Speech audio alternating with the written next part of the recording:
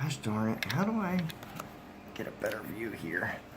Well guys, making another video, trying to figure out how to work this new tripod I got.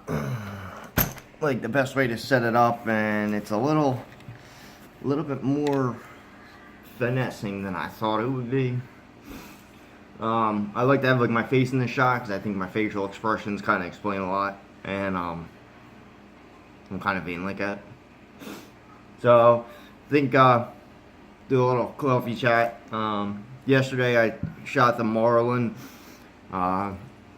Didn't tear it down, but I kind of did an inspection on it. As far as the Kimber goes, I completely forgot to mention the Kimber pretty much throughout any of the videos.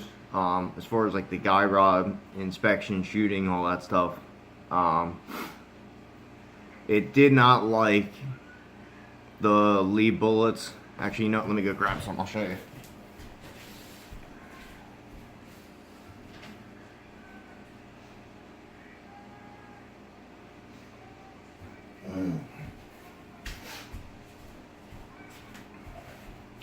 So I think the majority of the problem is the way the nose profile of these bullets are. It doesn't quite like to go in the chamber cleanly. It kind of takes a chunk out of the nose. You can almost see like a nice little round edge right there. It doesn't chamber cleanly. And what I was getting was the bullet would hit and it would put a little crease in the case. Now this one's actually one that I did that I've been saving. I didn't knowingly do it. When I loaded it, I don't know exactly what I did there, but that didn't get run through the gun. Here's another one with a crease down the side.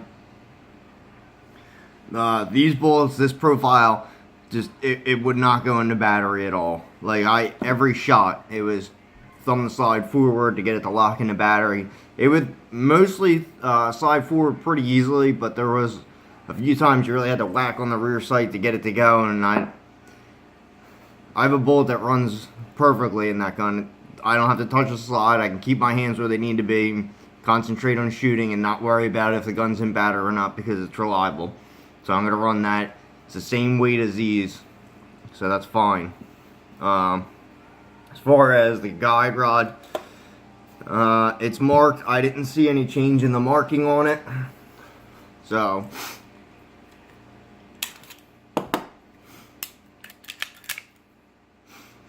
gun is empty. So the mark on the guide rod didn't move with the red Loctite. It looks more or less pretty well good, I think. So real quick, we will break her down and do a quick inspection. I'm more concerned with like the barrel than anything else. Overall operating of the gun I'm not super worried about.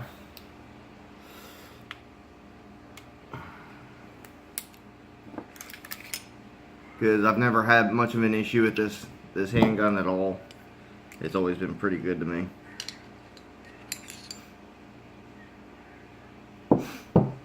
And I was trying to keep it well oiled yesterday. The stuff I have for oil I really don't like. I'm not going to clean it yet again. I'm not a big proponent of cleaning new stuff. I want it to wear in. I want it to get to where it needs to be. And I want to see if it's reliable. So unfortunately it's going to stay nice and dirty like it is.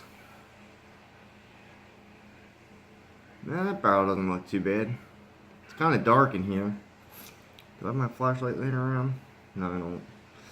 This is one thing I wish I could do better, is get better barrel shots for you guys.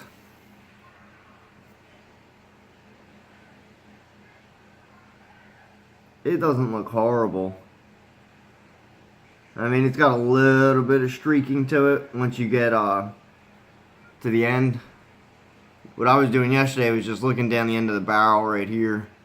Because usually you'll see it either at the beginning or at the end of the barrel is where you'll see most of your leading. The end being lack of lube. And it was fine. But I also did shoot all powder coated bullets yesterday. I didn't shoot any jacketed, and I did not shoot any standard lube. So overall that looks fine. I mean, nothing in the slide looks out of place. It's a little dirty, you know, a little soot covered. Nothing horrendous. It'll live to fire another day. Chamber's a little dirty, but I'll tell you what, man. When I ran the bolts that it likes, it did not give me a single issue. I have the NOE. It's a 403 180 round flat that comes in a hollow. I think it's a 180 round flat that comes in a hollow point configuration, and that bullet. The first load I ran out of this gun, I was pleasantly surprised because it was extremely accurate and fed very, very well in the gun. The lead bolt, I originally ran it in this gun when I first got it, and it didn't run, and I just chucked it up to, it's a new gun, it's tight. Now I think I was wrong. I think that bullet just isn't meant for this gun.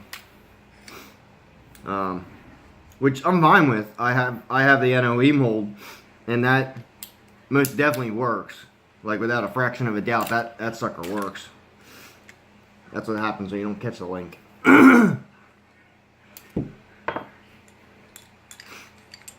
That's why I always try and slide it forward and see if I caught that link. I mean, sometimes I forget, but for the most part, you'll know when you don't catch that link.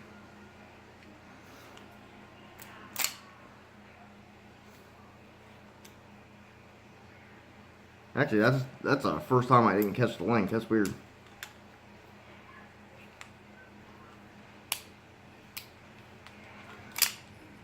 So when you slide it forward and catch a link, you shouldn't be able to go much past battery. Well, you shouldn't be able to go past battery, period. So at least the red Loctite worked on it. It's holding the guide rod together. It's doing what it's supposed to do. Alright, we're all back together. Safety off. Clear. Look, it's clear. Nothing in the chamber. So, the way I was taught is safety off, hammer down, cycle it, listen, reset, hammer down. Should be good. So, that's pretty much it. I mean, this thing, I was pleasantly surprised. Honestly, I didn't know I could shoot that well. I went out there the first, probably 2 magazines. I was shooting at a 10-inch plate, I think it is. It might be a 12. 10 or 12 inch plate at 20 yards, which I've never shot at 20 yards this well in my entire shooting time. I won't call it a career, it's not a professional. But I'm a little group probably about that size. First 2 or 3 magazines. I was very, very much surprised. It's probably, what's that, like 6 inches maybe? Something like that. Very surprised because I've never shot that well. Not with my M&P, not with anything. I've shot better than that at like 7 yards, but never at 15 or more. Never. So I'm very happy with the Kimber. I'm very happy with the load. The only thing I want to do is take the load I have and run it across the chronograph and see how fast it's going. It's shooting pretty much point aim, point of impact. The front sight I gotta have just like barely above the rear sight. Take the same sight picture every time. Shoots point aim, point of impact, no problem at all. So I might try and either speed it up or slow it down depending on what my velocity looks like on the chronograph. I think I'm shooting low, so I may have to slow it down ever so slightly. But if I chronograph it and it's like 1100 feet per second, I ain't slowing it down. It shoots very well out of this gun. 1100 feet a second. Honestly, out of 180, I'm trying for more or less like 1250, almost 13. I don't know if that's doable or not, but I want 10 millimeter loads. I don't want 40 Smith & Wesson, especially not in a heavy frame gun like this. So, but real quick, let me go grab one of the other bullets so I can show you nose profile, and that'll pretty much be it.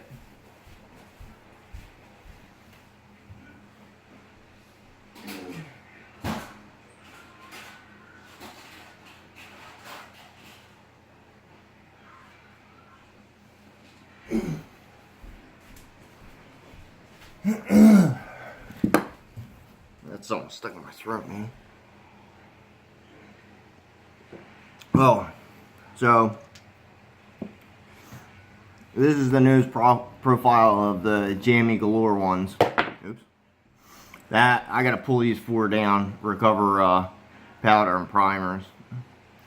Overall, these aren't a bad bullet for like my wife's Glock 22. Yeah, 22 I think it is. 40 Smith & Wesson.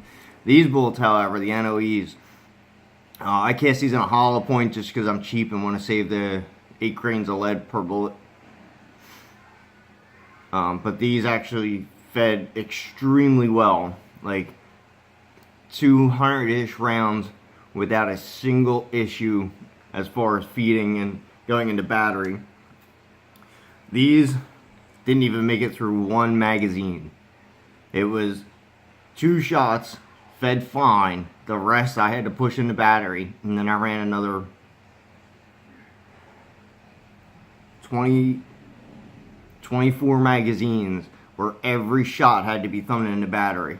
I wasn't pulling down like 100 and something bullets out of these. I'll just take my time and shoot them and make sure they get emptied that way. They're not hurting the barrel.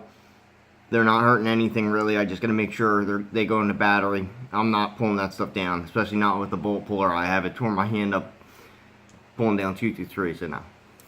But these are absolutely awesome. Now I gotta see, NOE doesn't have this mold listed anymore on their website, so I gotta see if they're gonna rerun it. If they are, I'm gonna try and find it in at least a 4 cavity. I only have a 2 cavity, which works, but if I'm going to shoot volume, which I do want to do, I want a 4 cavity. So, hopefully I'll get to the range again soon. I was going to go again today, but I got to go to Bass Pro, see if I can get any more powders, and I do need primers, see what else they have that I feel like mine. And I would also like to,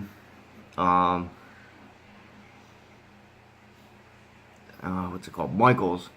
I want to get stuff to make a different lube because I think I'm going to start doing a couple videos on my lube recipes because I have one that I've been using since I started and I modified it a little as I went.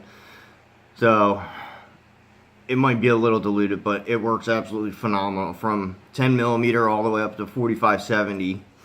The loads I was shooting yesterday in the 45-70, the 405s, they were lubed with it. Granted, they have huge lube grooves, but they were spitting lube out the end of the barrel. Like I had a ring of lube around the end of the muzzle, so they work pretty well. I have a couple ideas I want to get stuff going with. Finally got to shoot, finally got to chronograph some stuff. I really want to chronograph these and see where these are at. If these are around 1200, I'll be happy, to be honest with you. That's where I want them. Then I have a bunch of other weird stuff I want to run through the Kimber and see if it works. But I got a lot of stuff I want to test out and see what's going on. It's just a matter of getting to the range and doing it. That's the biggest problem right now. Hopefully I'll have my own membership soon, so I won't have to really sweat doing it. I can go on my own time and kind of plan things out instead of having to wait on other people. But we'll see what happens. I appreciate you guys watching. I appreciate all the support. It's nice to have people finally coming in and watching what I'm doing. If you guys see me doing something wrong or don't agree with what I'm doing, don't hesitate to mention it. I'm a new reloader. I've only been doing it 2-ish years, something like that. I don't have the knowledge that a lot of the people on YouTube have. My theory is try it. If it don't work, try it again until it works. And sometimes that could be dangerous with firearms and reloading. So I might not have the best habits or the best ideas. So if you see something that's not right, mention it or say something, please, because sometimes I get above myself and my head starts to get a little bigger than it needs to be. So thanks for watching.